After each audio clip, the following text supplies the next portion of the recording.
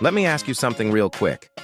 Have you ever checked your bank account and for a split second just stared at it like, okay, I don't remember agreeing to this emotional experience? Because here's the truth nobody really says out loud. Most people aren't bad with money. They're just living inside a system that makes money disappear quietly, like it's trained for stealth mode. One day you feel fine.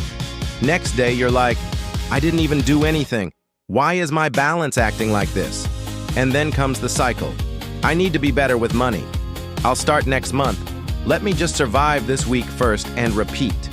But what if I told you financial peace is not about being smarter, richer, or more disciplined? It's actually about a simple system. A system so simple it feels almost unfair. Because once you see it, you'll realize, oh, I didn't need more money. I needed structure. So today I'm going to show you that system, step by step, in a way that feels realistic for ordinary people, not finance robots. Number 1. Why most people never get financial peace. Let's start with the uncomfortable truth. Most people try to manage money backwards. They start with, how do I save? How do I stop spending? How do I make more money? But they skip the real foundation. Where is my money actually going? And why does it disappear so easily? And here's the funny part. Most of your money doesn't leave in big dramatic moments. It leaves like, it's just a coffee. It's just a delivery fee. It's just this one thing. I deserve this. I had a long day. And suddenly your money is gone. But emotionally, you don't even remember spending it. That's the problem. Money without structure behaves like water with no container. It just spreads everywhere. So financial peace doesn't start with restriction. It starts with containment. Number 2. The simple system, the core idea. All right, here is the system. It has only 3 layers. 1, money comes in. 2, money gets divided intentionally. 3, money leaves with purpose. That's it. Not 20 apps, not complicated spreadsheets, not financial genius mode. Just, before money disappears, I tell it where to go. Because right now, for most people, the system is money comes in, life happens, money disappears, confusion, repeat. We are replacing that with money comes in, assigned jobs, calm, predictability. And your brain loves predictability, even if your personality is chaotic. Number 3. See your money without emotions. First step is brutally simple but slightly uncomfortable. You need to see your money clearly, not in your head, not, I think I spent around, actually, look. Because your brain is very creative with money memory. It will say, I barely spend anything, while your bank account is like, interesting theory. So you do this. The 7-day reality check. Write down everything you spend for 7 days. Not to judge yourself, just to observe. And here's what usually happens. Day 1, interesting. Day 2, okay, normal. Day 3, wait, why did I buy that? Day 4, I don't remember this purchase emotionally at all. Day 5, who is this version of me? This is not about shame. It's about visibility, because you cannot fix what you avoid seeing clearly. Financial peace starts when fantasy stops competing with reality. Number 4, give your money job titles. Now here's where the system becomes powerful. Every real company does this. Money comes in and it gets assigned roles. But most individuals do this. Money comes in, we'll figure it out. No structure, emotional chaos later. So we fix that. You create 4 simple money buckets. 1, survival bucket: rent, food, bills, essentials. No negotiation. This is your life stays stable bucket. 2, future peace bucket: savings, emergency fund, debt reduction.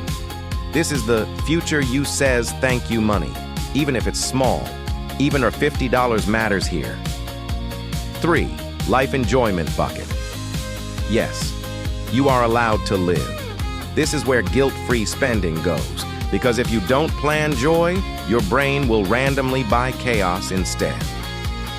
4. Growth bucket courses, skills, income expansion. This is the I don't stay stuck forever category. Now here's the key. You don't need perfect percentages. You need consistency. Even something like 60% survival, 15% future, 15% life. 10% growth is already life-changing for most people. Because now your money has direction. And money with direction stops behaving like stress. Let's talk about something very real. Most people don't fail financially because of big mistakes. They fail because of small emotional spending that feels harmless in the moment. Example, I'm tired, I deserve this, it's just this one order, I'll start being strict tomorrow, and tomorrow never arrives. So here's the trick. You don't fight emotional spending with discipline, you fight it with structure. Because when your life enjoyment bucket already exists, you stop negotiating with yourself. You just spend from the correct place. No guilt, no chaos, just order. Number 5. The weekly reset. This is the part almost nobody does, and it's why most systems fail. Once a week, you do a 10-15-minute reset. Ask, where did my money actually go? Did my buckets match reality? Do I need to adjust anything? That's it. No punishment, no drama, just awareness. Because financial peace is not built in one big decision. It's built in small weekly corrections, like steering a car gently instead of waiting to crash and then panicking. Number 6. What changes when this starts working? Something interesting happens when you apply this system. You stop feeling constantly behind, confused about money, guilty, after spending anxious before checking your account. And you start feeling, I know where my money is going. I'm in control, even if income is not perfect. I can breathe financially. And that last one is underrated. Financial peace is not about being rich. It's about not feeling chased by your own life. So if you take one thing from this video, let it be this. You don't need a perfect financial personality. You need a simple system that holds your money for you when your emotions can't. Because once structure enters your money life, chaos loses authority. And for the first time, money stops being something that happens to you and starts being something you actually guide. Now I want to hear from you. What part of managing money feels most confusing or overwhelming for you right now? Is it spending control, saving consistency, debt, or just the feeling that money disappears too fast? Write in the comments what you'd like me to talk about next. I read everything, and your suggestion might become the next video. And if this topic made sense to you, there are other videos here on the channel that you might also enjoy, especially if you're trying to create more clarity, stability, and calm in your financial life. Let me ask you something. If your money life could feel simple and calm instead of stressful and confusing, what do you think would change first in your daily life? Tell me in the comments. Let's go a little deeper now, because I want to ask you something that might sound simple at first, but it's actually the part most people never stop to think about. If your financial life became calm tomorrow, not perfect, not millionaire level, just calm, stable, predictable, what do you think would actually change? Now I know what most people think in the first second. They imagine something like, I would move to a better house.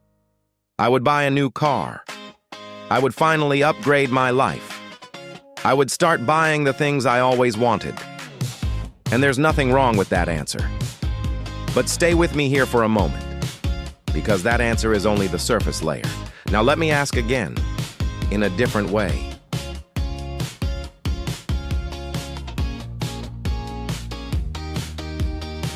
If your financial life suddenly became peaceful, who would you become in your daily life? Not what you would buy, not what you would change externally, but who would you become internally? Because here's something very subtle that most people don't notice. Money doesn't just change your bank account. Money changes your identity inside social reality.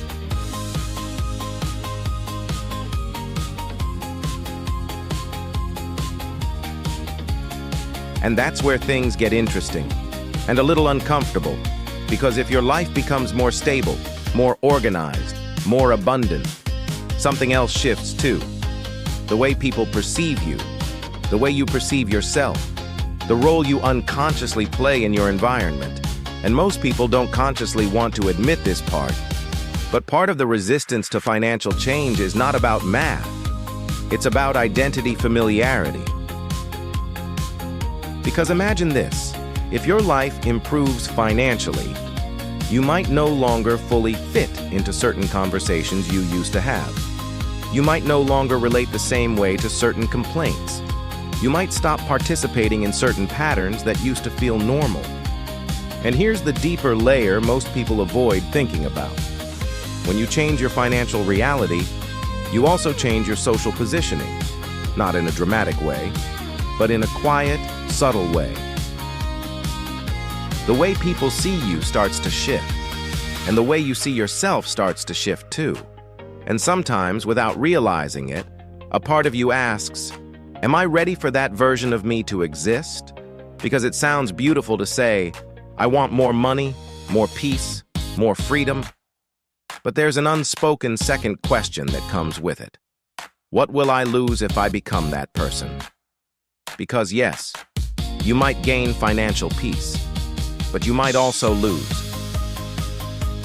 the identity of the one who is always struggling but relatable, the role of the one who understands hardship deeply, the familiarity of being in the same financial level as people around you, the emotional comfort of not being too different. And this is where a lot of people unconsciously pause their own growth. Not because they can't change, but because change also means separation from an old version of life. So when you said earlier, I want financial peace, I want you to hear that in a deeper way now. Because financial peace is not just about money management. It's about identity expansion. And expansion always creates contrast. Now I want you to sit with something very honest here. You might think you want a different financial result, but what you actually need to confront is the version of you that already knows how to create it and is still hesitating to fully become it. Because deep down, you don't lack knowledge, you don't lack systems, you don't even lack opportunity. What you often lack is the willingness to tolerate the identity shift that comes with improvement. And this is why systems like the one I showed you in this video matter so much. Because they don't just organize money, they slowly retrain your identity. They teach your nervous system that money doesn't have to disappear. Planning is safe. Structure is not restriction. Stability is not boring. It's actually freedom. And over time, something changes quietly. You stop reacting to money, and you start guiding it. You stop living in financial emotion, and start living in financial awareness.